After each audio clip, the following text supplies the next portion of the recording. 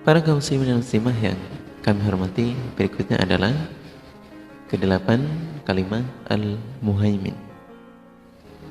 Al-Muhaimin bermakna zat yang meneliti atau yang menyaksikan, yang mengawasi, juga zat yang memelihara.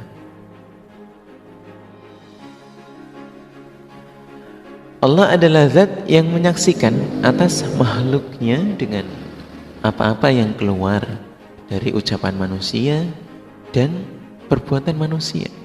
Dan Allah sangat tahu betul atas samarnya beberapa perkara dan apa-apa yang disimpan di dalam hati manusia, atau ialah apa yang masih disimpan di dalam dada, di dalam hati.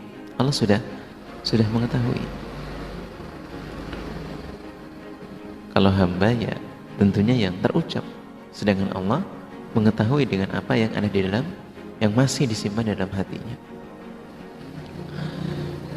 Allah adalah zat yang meramut dan menjaga atas setiap makhluknya dengan peramutan dan pertolongan, sehingga mampu untuk tidak mengerjakan maksiat kepada Allah. Jadi membuat hamba untuk tidak melaksanakan maksiat. Kalau dalam bahasa la haula wala quwata illa billah itu, jadi bahwa kita tidak melaksanakan maksiat itu ya karena penjagaan dari Allah. Tidak ada daya dan apa daya kita untuk melakukan hal itu kecuali Allah yang menjaga, dengan penjagaannya Allah, dengan pertolongan dari Allah. Nah, wala quwata an ta'atillah illa bi ismatillah, bi aunillah. Begitu juga orang-orang yang bisa taat kepada Allah, bahwa bisa mengerjakan ibadah yang baik kepada Allah itu karena Allah lah yang memberikan pertolongannya. Allah lah yang menjaga terhadap kita untuk bisa taat kepada Allah, untuk bisa melaksanakan ibadah kepada Allah. Ketika kita tidak mengerjakan maksiat ya karena Allah menjaga terhadap kita. Nah, Al-Muhaimin, di mana Allah maha menjaga dan meramut terhadap kita, berikan pertolongan untuk kita tidak mengerjakan maksiat kepada Allah, betul-betul dari kehendaknya Allah, pertolongannya Allah. Bahkan dalam Al-Muhaimin, Allah itu meneliti atau Allah mengetahui terhadap hewan-hewan yang ukurannya sangat kecil, yang sangat tidak nampak secara utuh oleh penglihatan kita. Dan Allah pasti memberi yang diinginkan dan yang diminta oleh hambanya. Allah memberikan yang diminta dan yang dibutuhkan hamba. Tidak ada yang terlewatkan. Para kaum muslimin dan muslimah yang berbahagia, berikutnya adalah yang ke-9, kelima, Al-Aziz. Di mana Al-Aziz adalah Allah yang maha perkasa dan Allah yang maha menangan. Allah adalah zat yang mengalahkan atas perkaranya dengan tanpa bantuan siapapun, dengan tanpa bantuan sekutu, dan telah mampu mengalahkan segalanya dengan keperkasaan dan segala keagungannya Allah. Jadi ya, betul-betul Allah maha perkasa dan Allah maha agung. Dan Allah adalah zat yang tidak ada yang lebih mulia dan perkasa dibandingkan Allah secara mutlak, di mana Allah tanpa membutuhkan bantuan siapapun. Dan bagi Allah seluruh pemilik kekuasaan dan kemuliaan dalam hal sifat,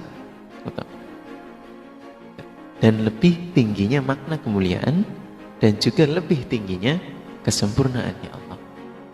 Di betul-betul Allah maha perkasa, maha sempurna, maha mulia. Di mana Allah Al-Aziz ini la ghaliba lah, tidak ada yang mampu untuk mengalahkannya, menandinginya. Berikutnya yang ke-10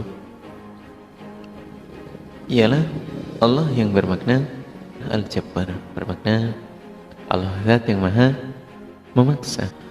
Allah zat yang maha memaksa pada hambanya atas apa-apa yang Allah kehendaki, berupa perkara perintah dan juga perkara larangan, di mana perkara itu berdasarkan atas dasar hikmah dan juga keadilan. Semua perintahnya Allah itu mengandung hikmah dan juga larangannya Allah pun juga mengandung sebuah hikmah. Ada manfaat di balik itu. Kemudian Allah adalah zat yang memaksa hamba menjalani sesuatu yang ada hikmahnya. Pasti ada sisi adilnya dari Allah terkandung di dalamnya. Contoh, di mana dalam menjalani sakit yang lama, sakit yang Allah berikan terhadap hambanya, kemudian sampai bertahun-tahun, kemudian Allah juga akan memberikan sehat. Di mana orang-orang yang sakit pun bisa mendapatkan hikmah dari mengalami sakitnya. Kemudian ketika sudah sehat, di situ ada terkandung hikmah.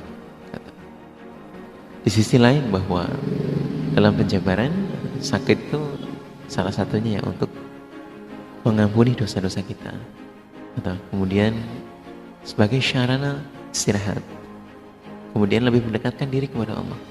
Jadi ada hikmah di mana Allah memaksa seseorang untuk menjalani sakitnya, tapi ada sisi baiknya dari sebuah apa yang terjadi.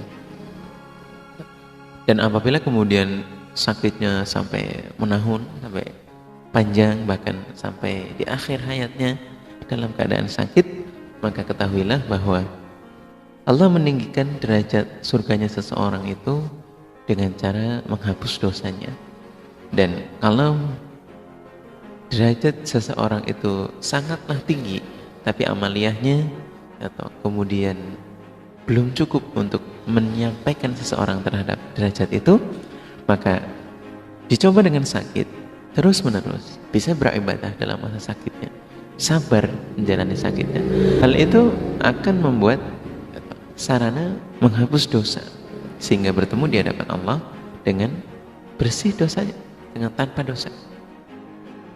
Jadi ada hikmah di dalam sakitnya yang membuat dia mendapatkan surga yang sangat tinggi di hadapan Allah. Dan kemudian bahwa dilalah apabila kita meninggal dalam keadaan sakit, ya ditaklin husnul khotimah, justru itu adalah sebuah anugerah dari Allah, karena bisa dalam keadaan yang baik, atau kemudian sakitnya juga menjadi pengampunan untuknya, atau ini luar biasa. Nah, bagaimana apabila timbul pertanyaan lah itu, ketika sakit hartanya juga habis. Nah, itulah yang menjadi hikmah di sana, bahwa akhirnya hartanya betul-betul menjadi miliknya. Apa-apa saja yang dikeluarkan untuk diri kita, untuk sabilillah, itu menjadi simpanan untuk kita, menjadi tabungan untuk kita.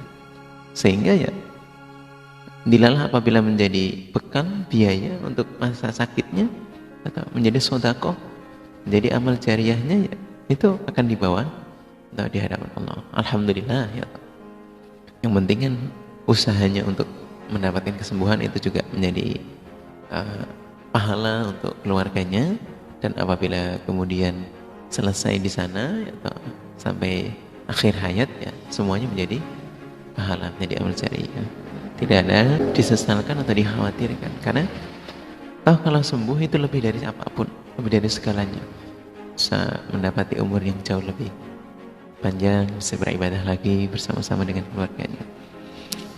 Para kaum muslimin dan muslimah, memahami Allah yang Maha Memaksa ya dalam hal menjalani sakit itu sebuah dorongan dari Allah, ya, kepastian dari Allah. Allah memaksa hambanya untuk menjalaninya, sesuatu yang ada hikmahnya. Untuk kita yang masih sehat, atau itu juga menjadi perkiling. Alhamdulillah, atau kita masih diberi kelonggaran. Berikutnya adalah bahwa Allah zat yang menambali, menyempurnakan, menutupi kelemahan dari hamba-hambanya. Allah menambali ya, menyempurnakan kelemahan dari hambanya, di mana Allah menutupi kelemahan hambanya bagi seseorang yang sudah putus asa, menjadi semangat kembali. Allah Maha Kuasa untuk memperbaiki yang patah, yang sudah putus asa menjadi bersemangat lagi. Jadi bahwa kemudian banyak hal-hal yang terjadi di dunia itu sebuah kejadian yang membuat seorang itu tidak punya harapan lagi. Nah, Allah yang maha memaksa, Allah yang Al-Mutakabbir ini memberikan kesempurnaan lagi, menutupi kelemahan hambanya yang sudah dalam kondisi itu, yang terpuruk. Kalau orang-orang yang sakit kemudian dia diberikan harapan lagi, atau diberikan informasi bahwa ada obatnya, ada treatmentnya yang mampu membuat dia bisa menjadi sehat lagi. Atau seperti halnya orang-orang yang menjalani kemoterapi yang begitu lama, tetapi itu adalah hal yang membahagiakan untuk orang-orang yang sakit kemudian bisa sembuh dari penyakitnya, atau yang gagal dalam sekolahnya kemudian suatu saat bisa lulus di suatu momen, atau mendapatkan bantuan yang memudahkan dia untuk menjadi seorang yang semangat lagi dalam menjalankan apa yang sebenarnya sudah putus asa di ujung harapannya, di ujung keputusasaannya. Allah di sana ada untuk memberikan kesemangatan kembali, menutupi yang patah, sehingga hamba tersebut, orang tersebut menjadi punya hope kembali, semangat lagi. Dan Allah menjadikan kaya terhadap orang-orang yang melarat. Itu juga Al-Mutakabbirnya Allah. Dan memudahkan atas kesulitannya orang-orang yang mengalami kesulitan. Juga Allah membantu atas permasalahan kesulitan yang menahun. Di sana Allah ada untuk memberikan pertolongan. Para kaum muslimin dan muslimah yang berbahagia, sehingga betul-betul Allah berhak untuk sombong di sana. Kata Al-Jabbar ya, memaksa untuk memberikan zat yang memaksanya ini betul-betul kitalah yang mendapatkan hikmah di dalamnya, bahwa dengan menjalani apa yang sebenarnya sulit, kata, itu tidak boleh ditutupi dengan keputusasaan. Tidak ada harapan lagi, jangan ditutup dengan keputusasaan, karena Al-Jabbar di mana kita jalani, wajib untuk melaksanakan apa yang sudah menjadi qadar kita itu, yang sudah ditakdirkan oleh Allah, dengan tetap memiliki harapan yang tinggi bahwa Allah akan memberikan jalan keluar. Kalau kita sudah putus asa sampai di situ saja, kemudian tidak mau berharap lagi, maka berarti kita tidak memiliki pemahaman yang baik, atau di mana Allah memang memaksa kita untuk mengerjakan hal itu, walaupun berat, walaupun sulit, tapi penuh dengan pengharapan bahwa Allah akan memberikan solusinya. Tadi ada permasalahan yang tidak kunjung selesai, dan suatu saat Allah akan membantunya. Para kaum